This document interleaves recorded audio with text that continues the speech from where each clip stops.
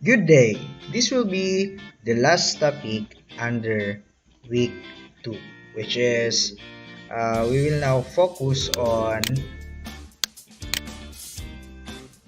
still we have the same learning outcomes.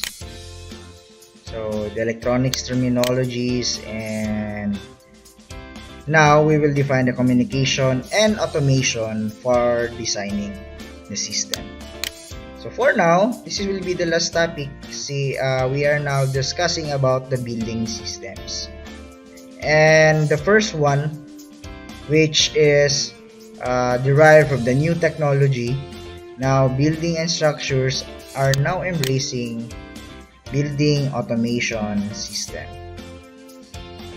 So this way, the automation system is delivering you the crucial information on the operational performance of a building, as well as enhancing the safety and comfort of the occupants. Okay? A building automation system, it is a system or set of systems that provide automated control and monitoring within a building.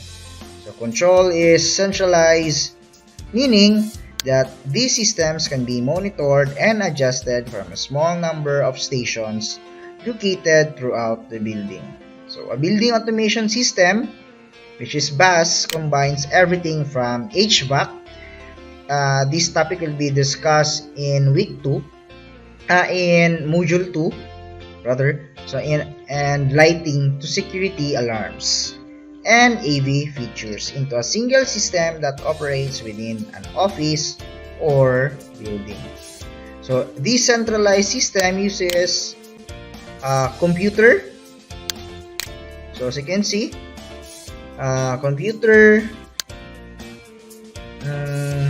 controlled automation to manage the operation of all of the various components included in the bus. So when combined with sensors and other automation technology, a BAS can eliminate the need for human control over various systems. So every day we hear more and more about the negative effects of climate change and the efforts for creating a sustainable environment. So one of these efforts is making buildings more friendly for the environment and people that occupy it by incorporating a building automation system. So number 1 is to reduce energy consumption. Usually these types of automation systems are installed in brand new buildings or as part of a retrofitting process of an old building. So second purpose of these building automation systems is to reduce maintenance costs. Now, the third one is to improve the occupants' comfort and productivity. And lastly, it extends the life cycle of the utilities. Okay, what are the utilities? So, in the next slide, as you can see, this building structure composed of many utilities, which is the FDAS, security and access control, the digital video surveillance, which is the CCTV system, intrusion detection, which is the laser system, environmental control, mechanical maintenance, energy information management, so under the electrical system, on-site technical services where there's a maintenance engineer shifting for the whole day, then the water management, the indoor and everything. So these are the components under the building automation systems. So buildings controlled by BAS oftentimes are called smart or intelligent buildings. Why is that? Because the building is a more user-friendly, greener option and less expensive to operate. So most of the processes are handled on a centralized control unit. More advanced systems can also be controlled remotely on different mobile devices, so using specific apps. So that is why Just like Samsung, they are now integrating smart hubs or smart applications to control air cons, televisions, and anything, uh, any devices that are brand by Samsung. So that is one of the example. So it contributes to the smart building term. So in simple terms, the building automation system is just like the human brain. So it tells the building equipment what to do, just like your brain tells your hands and legs to move.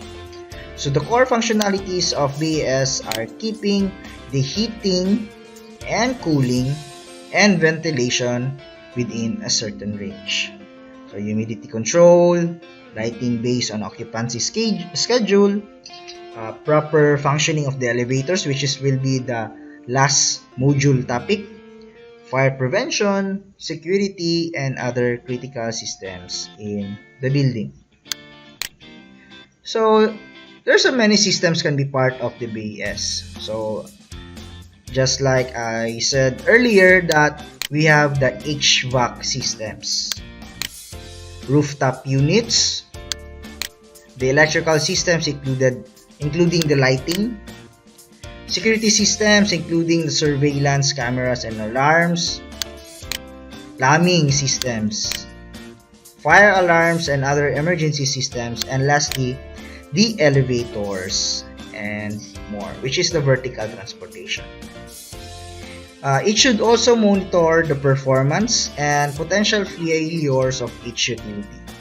So we have 1, 2, 3, 4, 5, 6, 7 utilities, and alert the managers of the buildings of the detected malfunctions. For example, based on the data for each of the utilities provided, BAS will regulate the temperature in the building according to the occupants' needs, or through its sensors uncover that there is a need for improving the indoor air quality.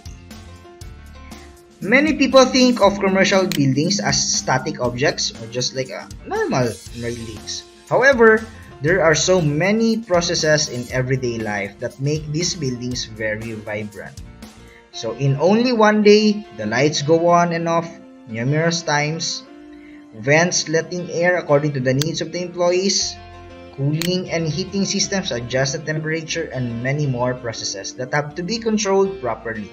So in practice, many offices incorporate motion sensors in their BAS to turn off lights when a room is not used. So or incorporate light sensors that detect the level of sunlight in the room, making sure that the BAS will adjust the indoor lights accordingly. So, what are the benefits of BAS? So, we have three: financial aspect, occupants' comfort, and the environmental aspect. Even though implementing the BAS is a very expensive project, yes, literally, it is a very expensive project.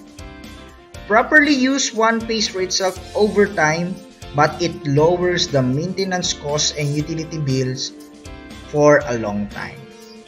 So, we have a cost-effect strategy. So there are many studies that show by allowing BAS to monitor and adjust the HVAC system according to the occupancy, there can be cost savings from 10 to 30%. Imagine that, 10 to 30%. So when the use of every piece of equipment is optimized, so its lifespan increases, so which results in more indirect savings. So even though the occupant's comfort can be occupant's comfort can be presented in numbers, cannot be presented in numbers, that doesn't mean that should not be taken into account.